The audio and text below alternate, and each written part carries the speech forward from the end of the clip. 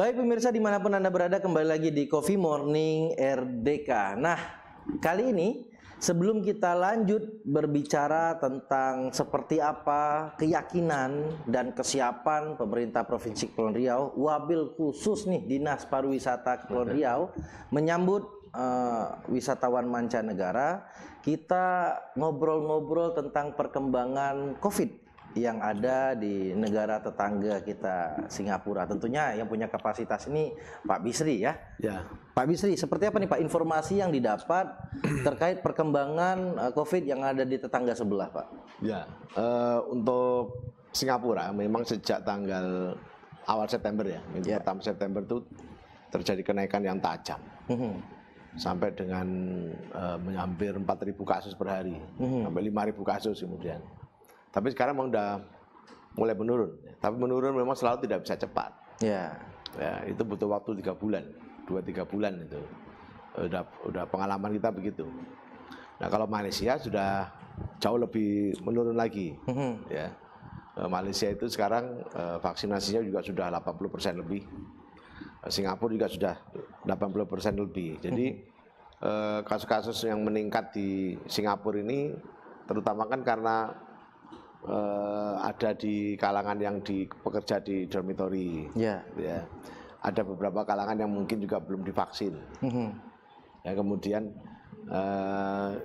artinya kondisi Singapura dengan kita itu sebenarnya sama ya. Cuma di Singapura ini mungkin ada karakteristik yang berbeda dengan kita, gitu ya. Vaksinasinya memang dia masih belum sampai 100% belum ya, kurang lebih sampai 70-80%. Nah itu yang akan dipacu terus. Tapi itulah jadi pelajaran juga untuk kita, walaupun kita ini sudah 85%, berarti kan masih ada sekitar 10% atau 50%. Itu juga bisa terjadi kenaikan di situ. Nah yang penting adalah belajar dari Singapura adalah semua terkontrol. Jadi dia melakukan kontak tracing dengan ketat, ya, semua ditelusuri, semua dites, kemudian diisolasi. Nah, cuma ini kan butuh waktu. Sama juga dengan yang kita lakukan. Jadi kira-kira 2 bulan yang lalu kan dari konjen Singapura kan nanya ke saya. Sebelum kasus Singapura itu naik. Jadi ketika kita udah menurun, terus menurun, Singapura itu seakan tidak percaya. Apa betul positif rate kita itu sudah di bawah 5%. Gitu ya. Kemudian bor kita juga sudah di bawah 20%. Nah, saya bilang itu data dari input dari fasilitas pelayanan yang langsung dibaca oleh pusat. Kita sendiri nggak bisa menganalisis. Jadi dari Puskesmas, dari rumah sakit itu hanya menginput ya, dari pemeriksaan PCR misalnya di BTKL atau di klinik-klinik pemeriksaan PCR itu hanya menginput saja. Nah, itu kemudian oleh Kemenkes itu dilaporkan ke Menteri Perekonomian, kemudian ke Mendagri, sehingga keluarlah status PPKM kita itu, sehingga terpercaya. Nah, akhirnya sebenarnya Singapura sekarang juga menerapkan kurang lebih apa yang dilakukan oleh Kepri. Tentang PPKM itu sekarang sudah mulai menjadi bahan kajian tuh. Singapura, Malaysia, artinya vaksin dan waktu itu pengetatan protokol aja itu tidak cukup. Nah, jadi perlu ada langkah-langkah lain. Artinya dengan kata lain antara Kepri dan Singapura sedang dalam masa-masa pemulihan ini. Jadi kondisinya sebenarnya kan masyarakat mungkin mengkhawatirkan begini. Wah, ini Singapura lagi naik. Kok ini dibuka? Nah, tapi naik tapi terkontrol. Jadi mereka karena sudah divaksin positif tapi tidak banyak yang tidak menimbulkan gejala. Jadi yang dirawat nggak banyak ya di rumah sakit. Yang dirawat kebanyakan ya sudah lansia, sudah tua itu ya. Artinya lebih terkendali. Ya, kasus meninggalnya juga sedikit. Singapura cuma ada 6 orang atau berapa itu yang meninggal. Tapi karena yang di ICU kemarin kalau nggak salah cuma ada 14 orang. Ya, kalau skala meninggalnya sama ke Indonesia sepi Singapura Pak. Tapi kasus hariannya ngelewati Indonesia. Kasus hariannya melewati Indonesia jauh ya, sejak sebulan yang lalu udah ngelewatin Indonesia itu ya, Singapura, Malaysia juga ini. Nah tapi ini kan sudah dibicarakan bersama nih dua negara, sama-sama sudah berkomitmen untuk kalau kita udah siap membuka ini wisata, berarti dua-duanya udah ya punya keyakinan. Tadi kan bicara keyakinan nih, Nah, kami dalam rapat di Satgas, rapat koordinasi dengan pusat ya, kan langsung dipimpin oleh Menteri Perhubungan kemarin, Pak Menko juga. Itu semua kita punya keyakinan, karena kita juga punya pirantinya ini untuk mengontrol pergerakan orang, sehingga kalau seandainya ada sedikit kenaikan, contoh sekarang anak sekolah nih dibuka nih, kan sudah dibuka sejak hari Senin. Saya akan memantau, nanti saya akan lihat seminggu ini. Kalau terjadi kenaikan jumlah positif atau apa itu langsung terekod itu, langsung terbaca dalam laporan harian. Otomatis itu Pak ya? Iya. Karena inputnya jalan terus. Ya, dan sekarang belum ada dampak itu. Nah, kasus tetap menurun. Ya, dari dengan dibukanya sekolah seminggu ini sampai sekarang belum. Nah, kita lihat minggu depan. Oke. Nah, gitu ya. Jadi masyarakat juga tidak perlu khawatir ya dengan dibukanya sektor wisata ini kan terkait pertimbangan yang matang demi menyelamatkan rekan-rekan kita yang bekerja di sektor wisata ya. Nah, sehingga tugas saya di kesehatan adalah gimana bekerja meyakinkan bahwa ini semua dalam kontrol yang baik. Ya, walaupun pengalaman juga mengajarkan kita ya, sebagus apapun sistem surveillance yang kita terapkan. Kadang-kadang namanya pandemi itu ada hal di luar kemampuan kita. Ya di Amerika naik, di Cina naik, ya kan? Termasuk Singapura sendiri yang sudah luar biasa masih bisa naik kasusnya.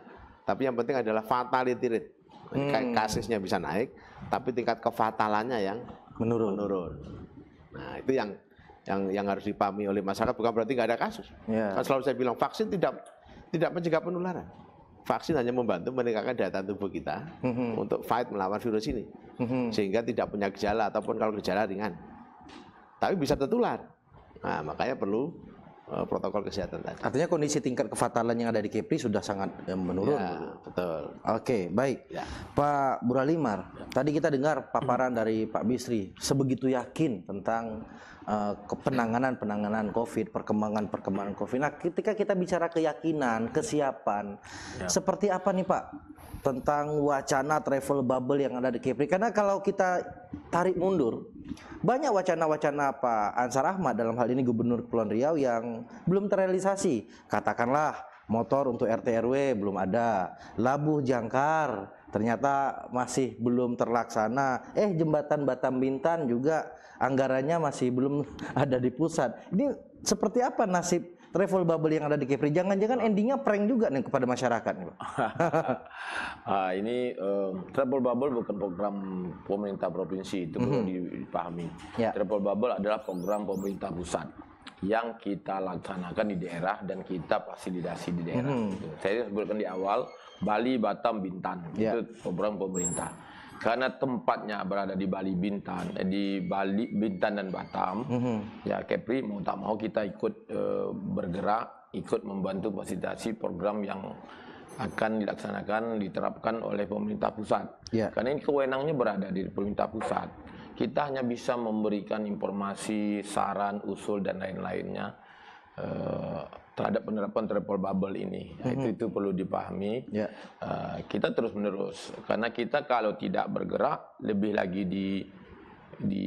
dibully, apalagi kalau tak bergerak dibully. Bergerak nanti salah, tidak bergerak salah. Lebih baik bergerak saja. Saya kalau prinsip saya begitu.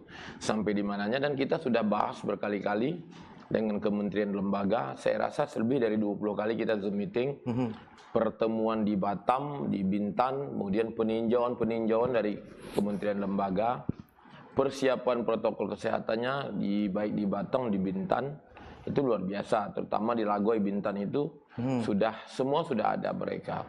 Sudah ada genos waktu pertama kali diterapkan, PCR, antigen, apalagi peduli dan lindungi, QR code, termasuk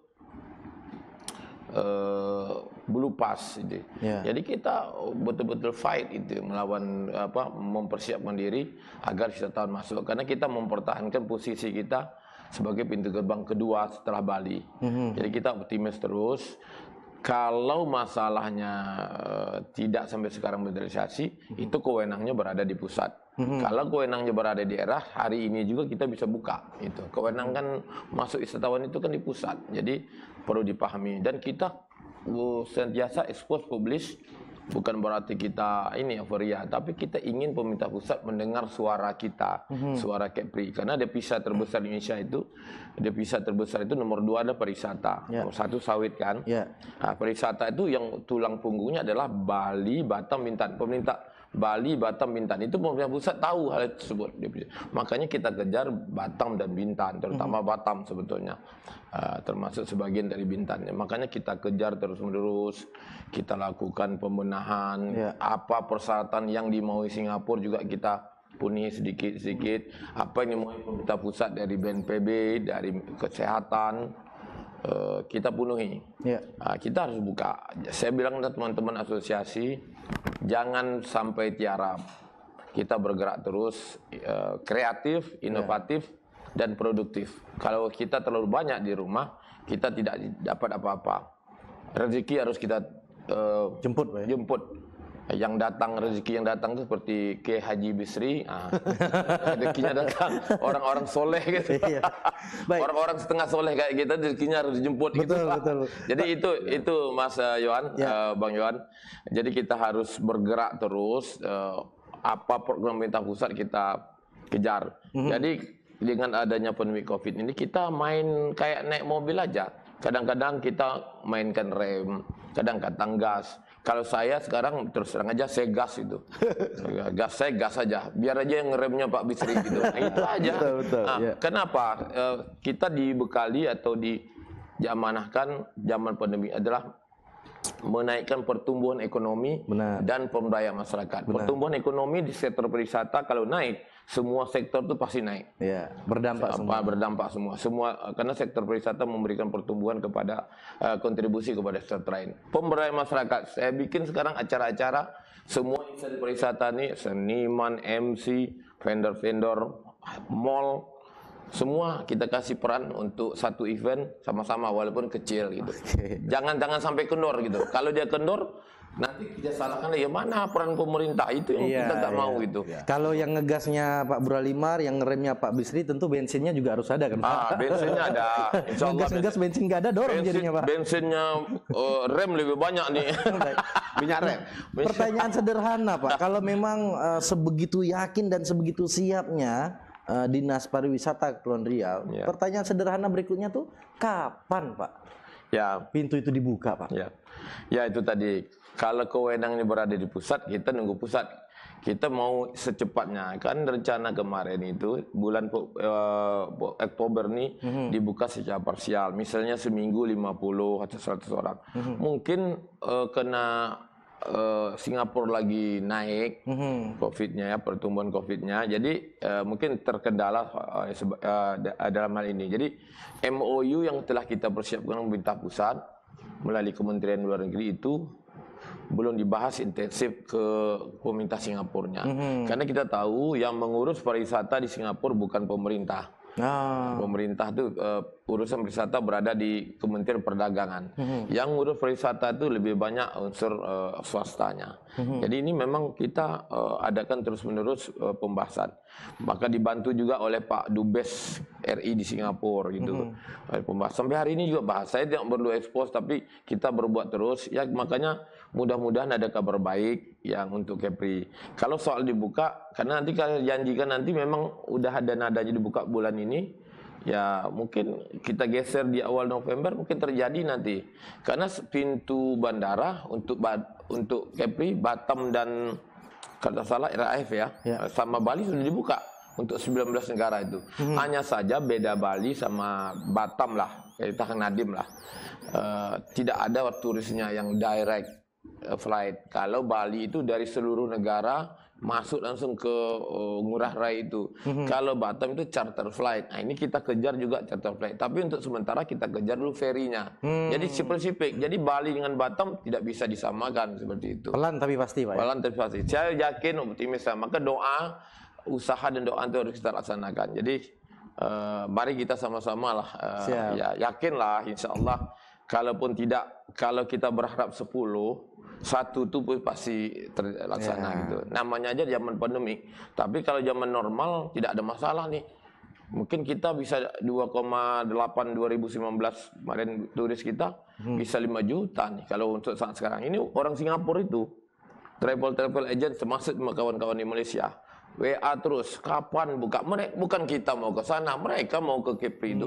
Kita juga mau ke sana. Nah, itu. Jadi begitu dibuka pintunya, saya rasa wah berbondong-bondong.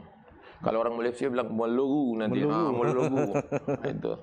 Nah, nanti itu yang terjadi. Jadi siap-siap. Ya. Kalau siap kita sudah siap, travel agent siap. Semua berharapkan dibuka lah Batam. Berarti tinggal lampu hijau dari pusat berarti Pak? Insya Allah. Makanya kita tunggu ada Kemenko Marves sudah Pak Luhut sudah mengatakan 19.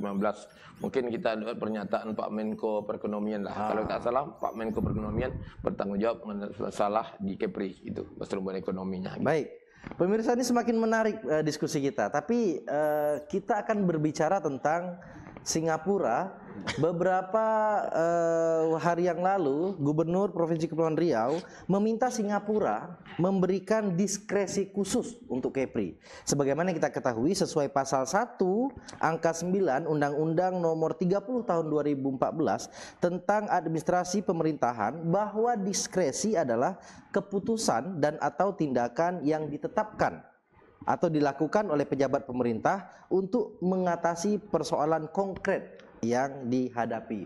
Kenapa diskresi itu harus kepada Singapura? Lantas bagaimana dengan negara tetangga lainnya? Seperti apa responnya? Kita simak setelah yang satu ini. Kami ngopi-ngopi dulu.